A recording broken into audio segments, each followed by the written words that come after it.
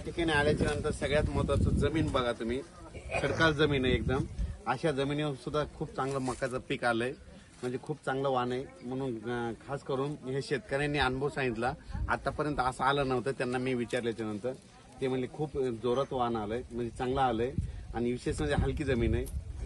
आणि दाणे सुद्धा ते मला सांगितले, काउंट केले त्यांनी, मोजले दाणे 700 दाणे आहेत. आणि याच्या ज्या लाईन आहेत ना ते 18, 19, 20 आहेत. मी देखील मोजल्या 16, 17, 18, 19, 20च्या लाईन आहेत. आणि त्याच्यावरून म्हणजे तुम्हाला एक सांगतो, लेकराची पाय जसे पाळण्यात दिसत तसं हे पीक आलेलं आपल्याला लगेच कळतं.